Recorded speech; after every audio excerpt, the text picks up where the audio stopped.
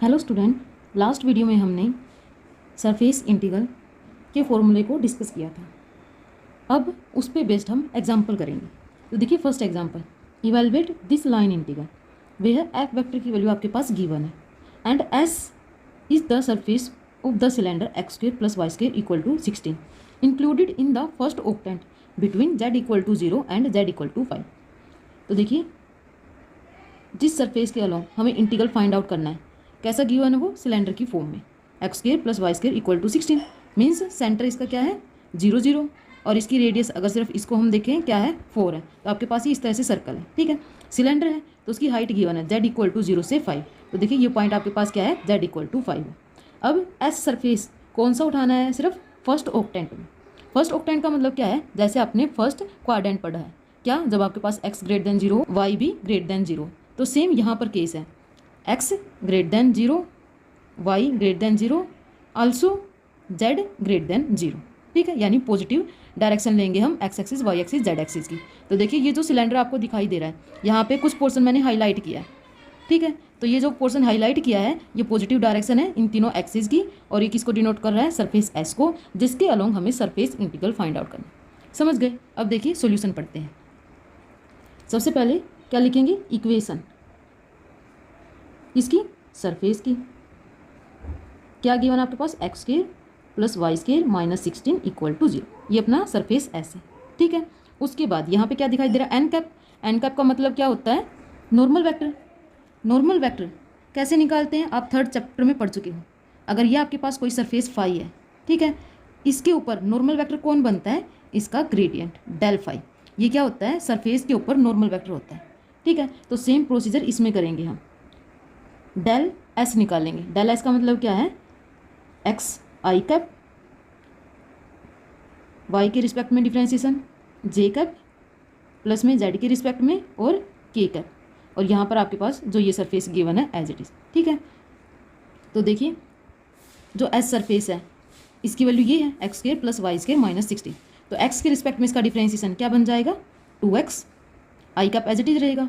y के respect में जब इसका डिफ्रेंसिएशन करोगे, पार्शियल डिफ्रेंसिएशन है तो रिमेनिंग कांस्टेंट होती है हमारे पास टर्म। डिफ्रेंसिएशन सिर्फ किसका होगा, y वेरिएबल का। तो यहाँ पे क्या गिवन है वाई स्क्वायर, ये क्या बन जाएगा 2y, j cap as it is, plus में z वेरिएबल नहीं गिवन है तो उसका डिफ्रेंसिएशन हम क्या लिखेंगे 0 k कैप। ठीक है, तो डेल एस की वैल्यू आपके पास क्या रहेगी 2x आई कैप प्लस में 2y जे कैप। समझ गए? अब ये तो आपके पास क्या आया है, नॉर्मल वेक्टर है डेल एस। ठीक है, हमें निकालना क्या है एन कैप, और एन कैप क्या होता है हमारा, यूनिट नॉर्मल वेक्टर होता है। तो यूनिट नॉर्मल वेक्टर कैसे निकलेगा, जो आपके पास नॉर्मल वेक्टर है उसको उसके मैग्नीट्यूड से डिवाइड कर दें। ठीक है, तो देखिए डेल एस की वैल्यू किसके इक्वल है, 2x i cap plus 2y j cap upon में इसका मैग्नीट्यूड आई कंपोनेंट का स्क्वायर यानी 4x स्क्वायर बन जाएगा, प्लस में जे कंपोनेंट का स्क्वायर यानी 4y स्क्वायर और इसका अंडर रूट। ठीक है, 2 को कॉमन ले अगर तो क्या बनेगा, 2 बाहर x आई कैप प्लस y जे कैप अपॉन में भी हम क्या करेंगे 4 को कॉमन लेंगे, तो यहाँ से आपके पास क्या रहेगा x square plus Y square. X square plus Y square की वैल्यू आपके पास क्या गिवन है 16, तो इसको पुट कर सकते हैं। तो देखिए 2 as it is x i cap plus y j cap as it is upon में 4 का अंडर रूट क्या बन जाएगा 2, under root as it is x square plus Y square की वैल्यू क्या थी 60। देखिए ये 2 से 2 कैंसिल हो रहा है, आपके पास क्या रहेगा x i cap Y j cap upon में 16 का अंडर रूट क्या बन जाएगा 4। ठीक है, तो ये हमारे पास क्या है, यूनिट नॉर्मल वेक्टर है। या फिर इसको आप ऐसे भी लिख सकते हो 1/4 एक्स आई कैप प्लस में 1/4 वाई जे कैप। ठीक है, अब आपको किसकी वैल्यू फाइंड आउट करनी है, F vector dot N cap की। एफ वेक्टर किसके इक्वल गिवन है, z i cap x j cap plus 3y square z k cap की। F vector dot N cap यानी दो वेक्टर की डॉट प्रोडक्ट। ये आपके पास एफ वेक्टर है और ये हमारे पास क्या है एन कैप है। ठीक है, इन वेक्टर की डॉट प्रोडक्ट कर देते हैं तो क्या होगा, आई कैप के कंपोनेंट की मल्टीप्लाई यानी x/4 इंटू में z क्या बन जाएगा, x इंटू में z/4 I cap dot I cap क्या बन गया है 1। ठीक है, फिर जे कैप के कंपोनेंट की मल्टीप्लाई यानी 1/4 इंटू वाई और साथ में मल्टीप्लाई में x, तो प्लस में क्या बन जाएगा x y अपॉन में 4। ठीक है, यहाँ पे के कैप का कोफिशिएंट क्या है 0 है, तो यहाँ पे आपके पास क्या बन जाएगी थर्ड टर्म 0। ठीक है, तो F vector dot N cap हमारे पास ये रहेगा।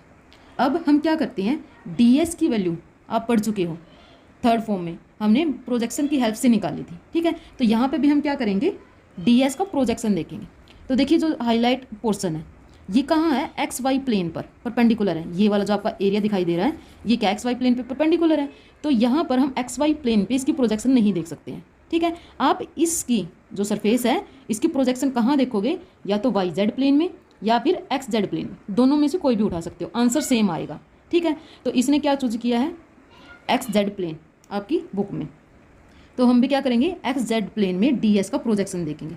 तो आप ये चीज़ लास्ट वीडियो में पढ़ चुके हो, जब ds का हम प्रोजेक्शन एक्स जेड में देखते हैं तो इसकी वैल्यू क्या आती है, dx डी जेड अपॉन में क्या बनेगा, n cap dot j cap का मैग्नीट्यूड, ठीक है।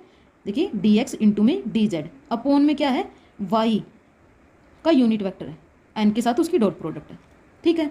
तो जो हमें फाइंड आउट करना है क्या है, surface integral F vector dot N cap d S. अब ये किसके इक्वल बनेगा, प्रोजेक्शन। जब हम एक्स जेड प्लेन में देखेंगे तो उस प्रोजेक्शन का जो रीजन आ रहा है उसको अलोंग इंटीग्रल निकालेंगे, ठीक है। F vector dot N cap as it is रहेगा, डी एस की वैल्यू हम ये यूज़ करेंगे, D x D Z upon में एन कैप डॉट जे कैप का मैग्नीट्यूड। समझ गए। तो सिर्फ आपको इस इंटीग्रल में वैल्यूज पुट करनी है। अब देखिए ये वैल्यू हम फाइंड आउट कर चुके हैं, F vector dot N cap, ठीक है। इस वैल्यू को हम पुट करेंगे, एन वेक्टर डॉट जे कैप, ये आपके पास है एन वेक्टर, इसकी डॉट प्रोडक्ट जे कैप के साथ करेंगे तो सिर्फ ये कंपोनेंट मिलेगा। तो एन कैप डॉट जे कैप ये किसके इक्वल बनेगा, देखिए 1/4 इंटू में वाई, इसकी वैल्यू ये बन जाएगी, ठीक है। अब इंटीग्रेशन एक्स के रिस्पेक्ट में करोगे तो उसकी लिमिट चाहिएगी, जेड के रिस्पेक्ट में करोगे तो उसकी लिमिट चाहिएगी। यहाँ पे देखिए जेड की लिमिट आपके पास गिवन है, क्या है, जेड इक्वल टू 0 से जेड इक्वल टू 5, तो जेड की लिमिट हम ये उठाएंगे। अब रहती है एक्स की लिमिट फाइंड आउट करनी। तो आपके पास सरफेस क्या गिवन है, x square plus y square equal to 60। R कब आया था रीजन, प्रोजेक्शन में, ठीक है। और प्रोजेक्शन हमने कहाँ देखी है, एक्स जेड प्लेन में देखी है, वहाँ पर तो वाई किसके इक्वल रहता है, 0 के। तो दिस इंप्लाइज एक्स स्क्र किसके इक्वल रहेगा, 16 के, ठीक है। तो देखिए यहाँ से एक्स किसके इक्वल आएगा, +-4 आएगा। लेकिन हमें क्या उठाना है, सिर्फ पॉजिटिव डायरेक्शन उठानी है एक्स एक्सिस की। तो आपके पास एक्स की लिमिट क्या बनेगी, x इक्वल टू 0 से x इक्वल टू 4। समझ गए। तो अब आपके पास इस इंटीग्रल में हर एक वैल्यू आपको पता है, सिर्फ पुट करके उसको सोल्व करना है। समझ गए। तो देखिए ये सरफेस इंटीग्रल है जिसे हमें फाइंड आउट करना था, फिर इसको हमने ऐसे कन्वर्ट कर दिया था, ठीक है। अब सिर्फ वैल्यूज पुट की है जो हमने फाइंड आउट की थी। F vector dot N cap की वैल्यू ये थी हमारे पास, एन कैप डॉट जे कैप की वैल्यू ये थी 1/4 इंटू में वाई, ठीक है। अब यहाँ से 4 से तो 4 कैंसिल हो जाएगा, y को हम इसके अपॉन में लिख सकते हैं। तो एक्स जेड प्लस में एक्स वाई अपॉन में क्या बन जाएगा, y, और डी एक्स इंटू में क्या है, डी जेड, ठीक है। R as it is, y को आप ऐसे लिख सकते हो, एक्स जेड अपॉन में y प्लस में एक्स वाई अपॉन में भी y, ठीक है। D x D z as it is. Again ये टर्म तो आपके पास क्या रहेगी, एज इट इज। यहाँ से क्या हो जाएगा, y से y कैंसिल हो जाएगा, प्लस में सिर्फ क्या रिमेनिंग रहेगा, x और डी एक्स डी जेड, ठीक है। अब जो इंटीग्रेशन है एक्स वेरिएबल और जेड वेरिएबल के रिस्पेक्ट में है, तो आपके पास यहाँ पर जो भी टर्म हो वो सिर्फ किस में हो, वेरिएबल एक्स और जेड में, ठीक है। तो जो आपके पास वाई वेरिएबल दिख रहा है उसकी वैल्यू हम पुट करेंगे कहाँ से, जो आपके पास सरफेस गिवन है उसकी इक्वेशन की हेल्प से। तो देखिए यहाँ पर वाई किसके इक्वल बन जाएगा, 16 माइनस में एक्स स्क्वायर और फिर उसका अंडर, ठीक है। तो ये इंटीग्रल है, एक्स जेड तो एज इट इज रहेगा, वाई की वैल्यू हम क्या पुट कर देंगे, 16 माइनस में एक्स के plus x as it is. इसका इंटीग्रेशन एक्स के रिस्पेक्ट में और जेड के रिस्पेक्ट में, ठीक है। अब देखिए एक्स के रिस्पेक्ट में जब हम इसका इंटीग्रेशन करेंगे इस टर्म का, जेड आपके पास क्या रहेगा, कॉन्स्टेंट, एक्स अपॉन में √16 माइनस एक्स स्क्वायर, इसका क्या करना है, इंटीग्रेशन। तो इस टर्म को हम ऐसे सोल्व करेंगे,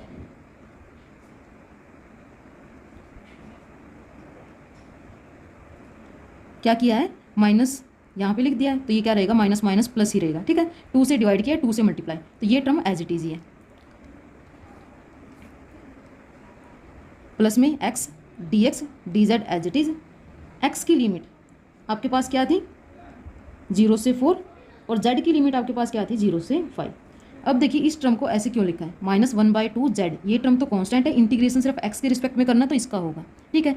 इस टर्म में हम ये फॉर्मूला यूज़ करेंगे, क्या, एफ ऑफ एक्स की पावर एन हो और F dash x d x साथ में हो, तो ये किसके इक्वल होता है, एफ एक्स की पावर एन थी, उसमें एन प्लस वन हो जाता है, अपॉन में भी क्या रहता है, N plus one.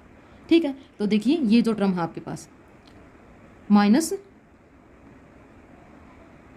2x into में dx, ये किसका काम करेगा, एफ डैश एक्स का।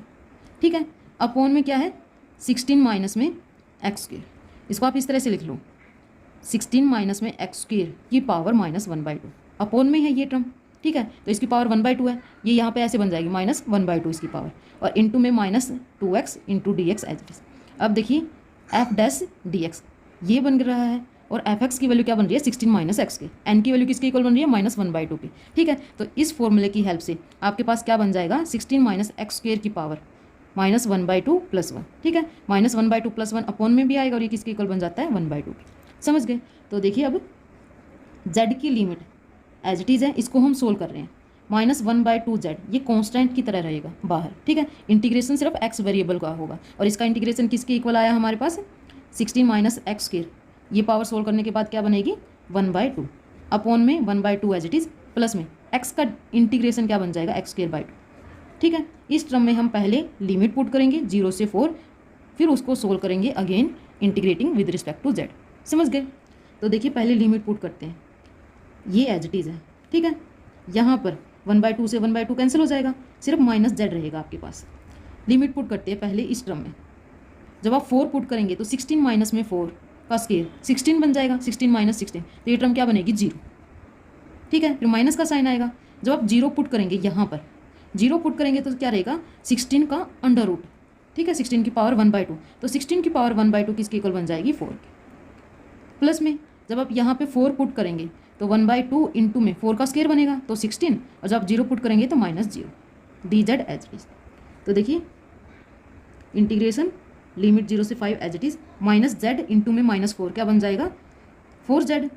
यहाँ से क्या आएगा आपके पास सिर्फ 16, और 2 डिवाइड में है। ठीक है, 2 से कैंसिल होकर ये क्या बन जाएगा 8, इंटीग्रेशन z के रिस्पेक्ट में इक्वल टू, अब z के रिस्पेक्ट में जब हम इसका इंटीग्रेशन करेंगे 4 एज इट इज़ रहेगा, z का इंटीग्रेशन z²/2, यहाँ से क्या मिलेगा 8 इंटू में z, और इस टर्म में क्या पुट करना है 0 से 5। ठीक है, तो देखिए जब आप 5 पुट करेंगे, पहले इस 2 से 4 को कैंसिल कर देते हैं, 2 एज इट इज़, यहाँ पे z² है, z में 5 पुट किया है तो क्या बन गया 25, प्लस में 8 एज इट इज़, यहाँ पे 5 पुट किया है, जब आप 0 पुट करेंगे तो ये टर्म क्या देगी आपको सिर्फ 0। ठीक है, तो 25 इंटू में 2 क्या बनेगा 50, प्लस में ये कितना बन जाएगा 40, इक्वल टू क्या आएगा 90। ठीक है, तो आपका आंसर ये रहेगा 90। समझ गए, तो देखिए क्वेश्चन वैसे बिल्कुल सिंपल है।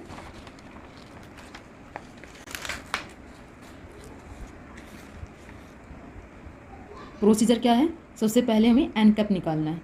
ठीक है, तो जो भी सरफेस गिवन है आपके पास उसका हम क्या निकालेंगे डेल एस निकालेंगे, ये आप 3rd चैप्टर में निकाल चुके हो। फिर उसके मैग्नीट्यूड से आप डिवाइड करोगे तो ये हमारे पास क्या बनेगा एन कैप बनेगा, यूनिट नॉर्मल वेक्टर। समझ गए, इसके बाद हम क्या करेंगे एफ वेक्टर आपके पास गिवन होगा, एन कैप के साथ उसकी डॉट प्रोडक्ट करेंगे तो ये आपके पास फर्स्ट वैल्यू मिलेगी। समझ गए, उसके बाद हम प्रोजेक्शन उठाएंगे। ठीक है, प्रोजेक्शन की हेल्प से आपको डी एस की वैल्यू मिलेगी, इस टाइप से कुछ। समझ गए, तो देखिए प्रोजेक्शन जब आप निकाल लेंगे तो 2 वेरिएबल रहेंगे आपके पास, जैसे हमने प्रोजेक्शन एक्स जेड प्लेन में निकाली है। ठीक है, तो एक्स वेरिएबल की हम क्या निकालेंगे लिमिट, सेम जेड वेरिएबल की लिमिट निकालेंगे, और इन सभी वैल्यूज़ को इस फॉर्मूला में पुट कर देंगे। ठीक है, और जैसे इस इंटीग्रेशन को आप सोल्व करोगे आपको आंसर मिल जाएगा। समझ गए, तो देखिए जैसा हमने फर्स्ट एग्जाम्पल किया है बिल्कुल सेम आपके पास 3rd एग्जाम्पल है। डिफरेंस सिर्फ इतना है, एफ वेक्टर की जगह वहाँ पे क्या गिवन है एक स्केलर फंक्शन गिवन है फाई।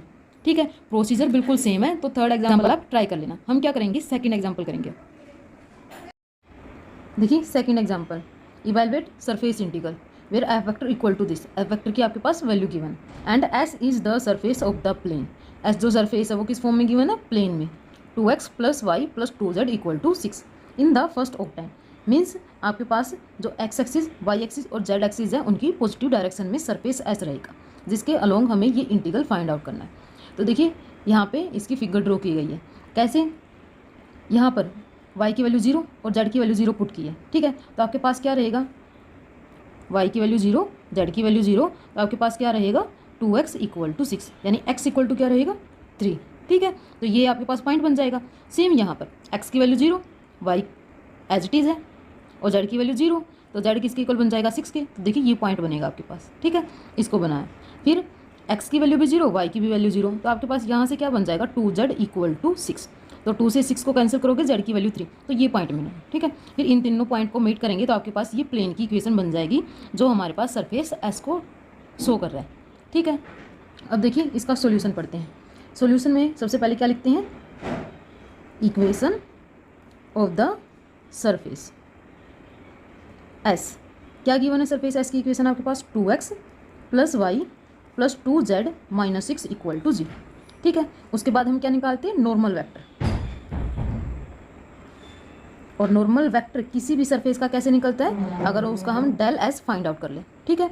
तो डेल एस का फॉर्मूला क्या था हमारे पास, एक्स के रिस्पेक्ट में पार्शियल डिफरेंशिएशन आई कैप प्लस में वाई के रिस्पेक्ट में पार्शियल डिफरेंशिएशन जे कैप प्लस में जेड के रिस्पेक्ट में पार्शियल डिफरेंशिएशन के कैप, और एस ये जो आपके पास फंक्शन है एज इट इज, ठीक है। तो देखिए एस की वैल्यू ये है। अब एक्स के रिस्पेक्ट में पार्शियल डिफरेंशिएशन करोगे, रिमेनिंग जो वेरिएबल है वो क्या रहेंगे, कांस्टेंट, तो सिर्फ इस टर्म का डिफरेंशिएशन होगा एक्स के रिस्पेक्ट में। तो यहाँ से आपको क्या मिलेगा 2 I cap as it is, plus में सेम जो वाई के रिस्पेक्ट में आप डिफरेंशिएशन करोगे पार्शियल डिफरेंशिएशन, तो सिर्फ इस टर्म का डिफरेंशिएशन होगा, और इसका क्या बन जाएगा 1 J cap as it is, plus में जेड के रिस्पेक्ट में पार्शियल डिफरेंशिएशन करोगे तो सिर्फ 2z का डिफरेंशिएशन होगा, रिमेनिंग टर्म कांस्टेंट है तो वो 0 बनेगी, ओके। तो यहाँ से आपको 2 मिलेगा, के कैप एज इट इज, ये हमारे पास क्या आ गया डेल एस, ठीक है। बट हमें क्या निकालना है, एन कैप। तो एन कैप यानी क्या होता है, unit normal vector of surface S, ठीक है। तो ये कैसे निकलेगा, यूनिट वेक्टर नॉर्मल वेक्टर ये है, ठीक है। इसको क्या करेंगे हम, मैग्नीट्यूड से डिवाइड कर देंगे तो यूनिट नॉर्मल वेक्टर निकल जाएगा। तो देखिए डेल एस किसके इक्वल है, 2 आई कैप प्लस में जे कैप प्लस में 2 के कैप के इक्वल है, अपॉन में इसका मैग्नीट्यूड यानी 2 का स्क्वायर 4 प्लस में जे कैप का कोफिशिएंट क्या 1, तो 1 का स्क्वायर करेंगे, प्लस में यहाँ से 2 का स्क्वायर 4 प्लस 1 5 प्लस 4 9, और 9 का अंडर रूट किसके इक्वल होता है 3 के। तो आपके पास जो एन कैप है इसकी वैल्यू क्या बन जाएगी 2/3 आई कैप प्लस में 1/3 जे कैप प्लस में 2/3 के कैप, ठीक है। ये अपना क्या निकल गया है, एन वेक्टर निकल गया। अब एफ वेक्टर की वैल्यू क्या गिवन है हमारे पास, x + y² आई कैप माइनस 2x जे कैप प्लस में 2yz के कैप, ठीक है। ये आपके पास एफ वेक्टर एक। तो देखिए हमें कौन सी टर्म चाहिए, इंटीग्रल फाइंड आउट कर लिए, F vector dot N cap, ठीक है। तो इन दोनों वेक्टर की हम क्या कर देंगे, डॉट प्रोडक्ट। जब आप डॉट प्रोडक्ट करोगे तो सेम क्या प्रोसीजर होता है, आई कैप के कोफिशिएंट की मल्टीप्लाई। तो ये क्या बन जाएगा 2/3 इंटू में क्या आएगा x प्लस में y² और I cap dot I cap 1, same J cap के कोफिशिएंट की फिर मल्टीप्लाई होगी, ठीक है। तो 1/3 इंटू में क्या आएगा -2x, तो ये क्या बन जाएगा -2/3x, ठीक है। सेम के कैप के कोफिशिएंट है उनकी मल्टीप्लाई करेंगे तो 2/3 इंटू में 2yz, तो इसकी मल्टीप्लाई इसके साथ करोगे तो क्या बन जाएगा 4/3yz एज इट, ठीक है। ये बन गया। अब देखिए जो आपके पास ये सरफेस एस गिवन है, ठीक है, हम क्या निकालते हैं, आर क्या होती है हमारे पास, प्रोजेक्शन किसकी, सरफेस एस की। कहाँ निकाल लेंगे इस टाइम हम, एक्स वाई प्लेन में, ठीक है। एक्स वाई प्लेन में जब आप प्रोजेक्शन निकालोगे तो देखिए इस प्लेन की प्रोजेक्शन किसके इक्वल बनेगी, इस रीजन के इक्वल बनेगी। जो ये रीजन है इसको हम आर से डिनोट करेंगे, ठीक है। इस प्लेन की बात कर रहे हैं तो देखिए इस प्लेन की क्या बन रही है, आर रीजन से। जो ये रीजन आर है, projection of surface S on x y plane, ये किस किस से बाउंडेड है, एक्स एक्सिस से, ठीक है। और किससे बाउंडेड है, वाई एक्सिस से, और किससे बाउंडेड है, इस लाइन से। इस लाइन की इक्वेशन क्या बन जाएगी आपके पास, देखिए हमारे पास क्या है, ये प्लेन 2x + y 2z = 6 है, ठीक है। और ये जो लाइन है कहाँ है, एक्स वाई प्लेन में है, तो सिर्फ क्या पुट कर दें इसके अंदर, z = 0 पुट कर दें। तो ये क्या बन जाएगी 2x + y = 6।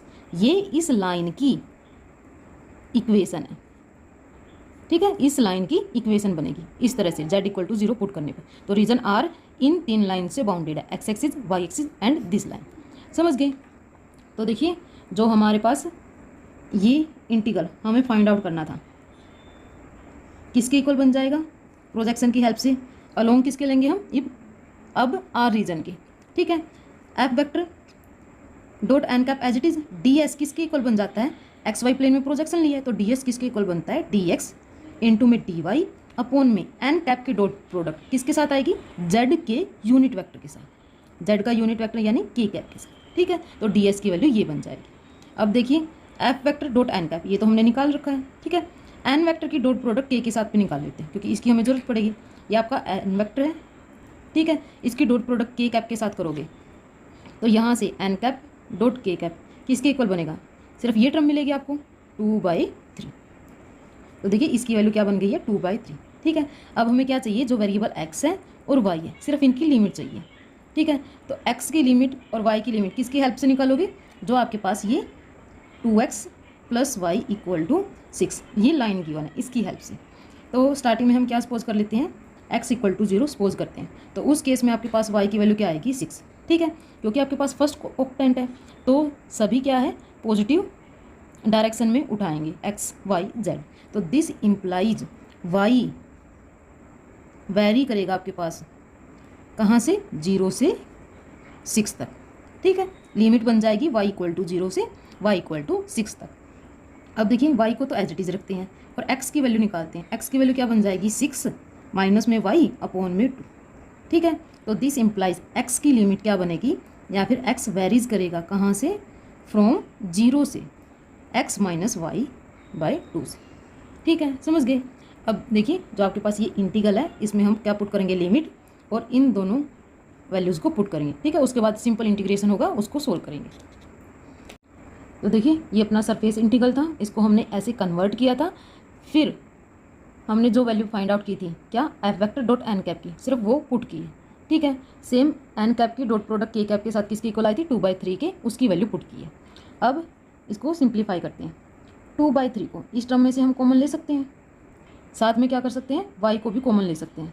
तो देखिए क्या बनेगा 2/3 y, यहाँ पर 2/3 y कॉमन चला गया तो सिर्फ क्या रिमेनिंग है y, प्लस में यहाँ पर आपके पास क्या रिमेनिंग है 2, क्योंकि 2/3 इंटू में 2 क्या बन जाएगा 4/3, y कॉमन चला गया तो क्या रिमेनिंग है z, dx इंटू में dy अपॉन में 2/3 एज इट इज, ठीक है।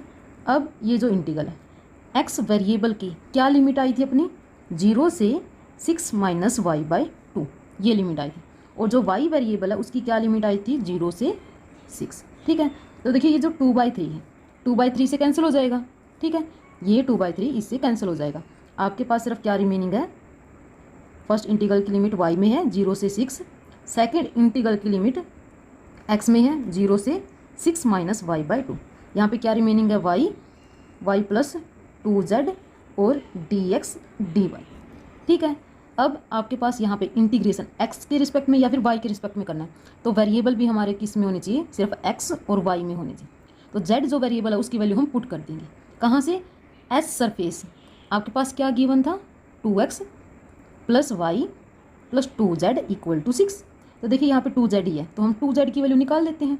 2z किसके इक्वल बन जाएगा 6 माइनस 2x - y के, इसकी वैल्यू पुट कर देंगे। तो ये integral as it is, same ये इंटीग्रल भी एज इट इज़, जो वैल्यू है y इंटू में y प्लस में क्या था 2z, और 2z किसके इक्वल है 6 माइनस 2x माइनस y के, dx dy as it is. अब देखिए y से y कैंसिल हो जाएगा, ठीक है। आपके पास ये एज इट इज़ रहेगा यहाँ पर y, और आपके पास यहाँ पे क्या रिमेनिंग है 6 माइनस में 2x इंटीग्रेशन x और y के रिस्पेक्ट में, ठीक है। x की लिमिट क्या थी 0 से 6 - y/2 और y की लिमिट क्या थी 0 से 6। अब हमें फर्स्ट x के रिस्पेक्ट में इंटीग्रेशन करना है, तो y तो कांस्टेंट रहेगा, इंटीग्रेशन सिर्फ इस टर्म का होगा, ठीक है। तो देखिए इस टर्म का इंटीग्रेशन क्या बनेगा, y एज इट इज़ है कांस्टेंट की तरह, जब आप यहाँ पे इंटीग्रेशन करोगे तो क्या बन जाएगा 6x माइनस में 2 एज इट इज़, x का इंटीग्रेशन क्या बन जाएगा x²/2, और इस टर्म में हमें क्या पुट करना है 0 से 6 - y/2, ठीक है। अभी y के रिस्पेक्ट में इंटीग्रेशन रहता है और y की लिमिट हमारी क्या थी 0 से 6, ठीक है। तो देखिए ये इंटीग्रेशन लिमिट y = 0 से 6 एज इट इज़ और y भी एज इट इज़, यहाँ पे हम वैल्यू पुट करेंगे, ठीक है। इस 2 को 2 से कैंसिल कर दिया, 6 इंटू में x की वैल्यू क्या पुट करनी है 6 - y/2 ये पुट करना है, माइनस का साइन 2 से 2 कैंसिल हो चुका है, सिर्फ x² है, और x की वैल्यू क्या पुट करनी है 6 - y/2 और इसका स्क्वायर, ठीक है। जब आप 0 पुट करेंगे तो ये टर्म क्या बन जाएगी 0, dy एज इट इज, समझ गए। तो देखिए यहाँ से हम क्या कर सकते हैं 6 - y और 6 माइनस वाई का स्क्वायर है, तो इसको कॉमन ले सकते हैं। ठीक है, अपॉन में यहाँ पे 4 बनेगा और यहाँ पे 2 बनेगा, तो 4 ग्रेटर वैल्यू है, साथ में क्या करेंगे, इसको भी कॉमन लेंगे। देखिए y इक्वल टू 0 से 6 एज इट इज़, ये y भी एज इट इज़। हम क्या कॉमन ले रहे हैं, 6 माइनस में y। ठीक है, साथ में क्या कॉमन लिया है, 4, क्योंकि 2 की पावर क्या है 2, तो हाईएस्ट आपके पास क्या बनेगा, डिनोमिनेटर 4, इसलिए 4 को कॉमन लिया है। तो यहाँ पर आपको क्या दिखाई देगा, सिर्फ रिमेनिंग 2 इंटू में 6, क्योंकि 6 माइनस वाई कॉमन आया है, अपॉन में सिर्फ 2 है, लेकिन कॉमन क्या लिया है, 4 कॉमन लिया है, तो इसलिए क्या आएगा, 2 इंटू में 6 यहाँ पर रिमेनिंग रहेगा। माइनस में 6 माइनस वाई की एक पावर कॉमन ली है, तो 6 माइनस वाई की एक पावर रिमेनिंग होगी। ठीक है, अपॉन में 4 था, तो 4 को हम कॉमन ले चुके हैं। ये टर्म एज इट इज़ इस तरह से बनेगी, समझ गए।